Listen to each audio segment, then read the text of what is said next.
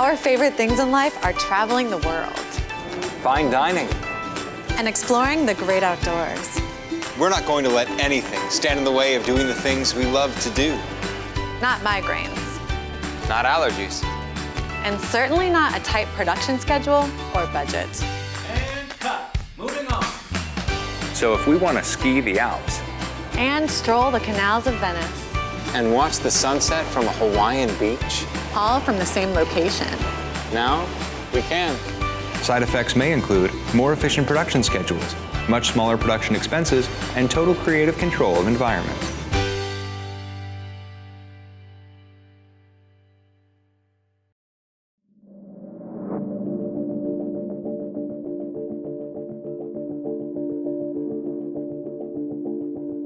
What Unreal Engine does is it creates a three-dimensional environment that we put actors within. And the way we do that is to track the motion of the practical camera, the actual camera on set. And that information is sent into the game engine.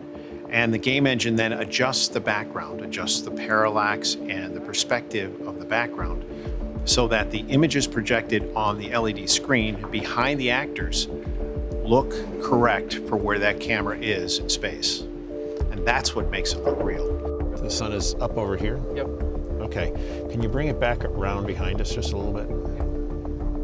In Unreal Engine, these are three-dimensional objects.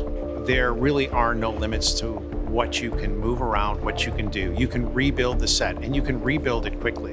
And then N-Display figures out how to send the environment from Unreal Game Engine to those screens.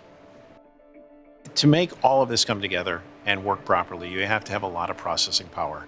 Depending on the size of your screen, the resolution of your screen, all of these things factor into how many computers you have to bring in to make this production work.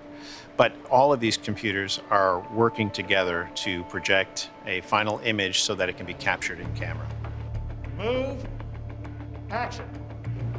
Places we couldn't go because of budgets, or places we couldn't go because of logistics, or even places you couldn't go because of a global pandemic, you can now go in the safety of a studio. I've been doing this for almost 30 years, and this is one of the most exciting things I've seen.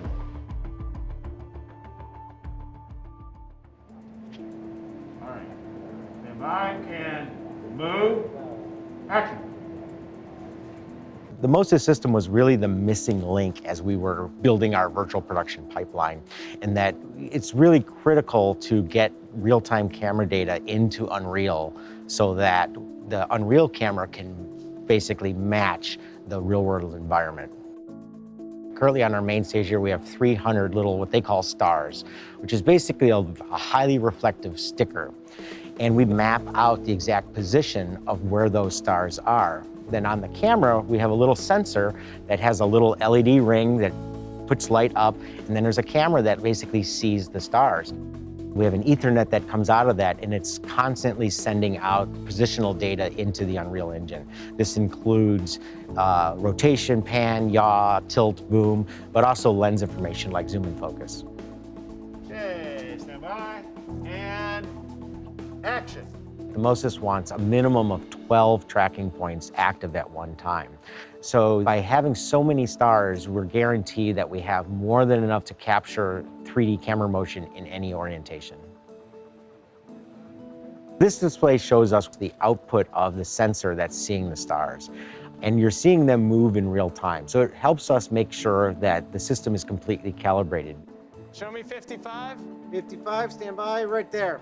We've been working on this for so long that when we finally got all the pieces talking and working, we screamed like we put a man on the moon, because it's something that we've been trying to do. And we had all the components, but the camera tracking is such a critical part. It ties all the pieces together, and that's really what makes the system work.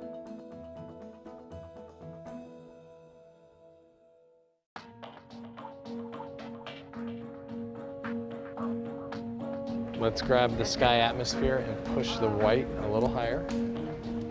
And in the mid-tone green, let's make it a 0.8.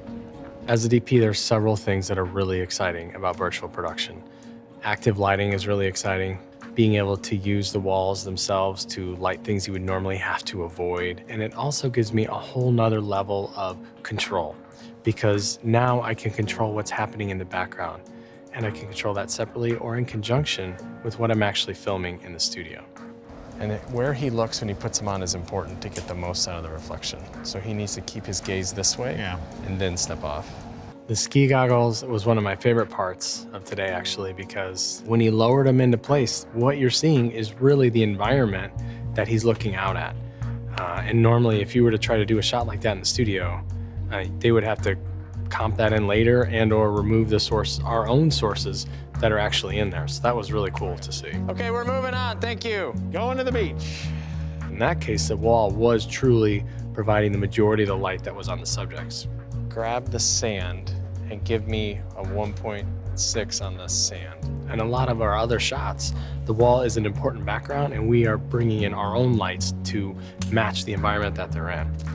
I love it. There we go, Pete. Another cool advantage of using Unreal and doing virtual production is the interactive lighting. So we have these side rolling panels, which are actually much brighter. So say you're in an environment that's moving, like the tunnel that we use for the football player, we can walk those panels in, and having Unreal run through those side panels in addition to the background is generating light, and that light is actually lighting the subject. And so for something like that, where there's motion happening, the motion happening on the side panels actually lighting the subject means that everything's in sync, and the lighting on the subject is gonna match the background that you're actually filming. Maybe just paddle it over just a pinch. We brought a lot of ideas to the table for this project, and we were able to demonstrate a lot of different environments. It's not just about having a huge variety of locations available. It's about the way the lighting looks and works in those locations. Cut. Move on to the next setup.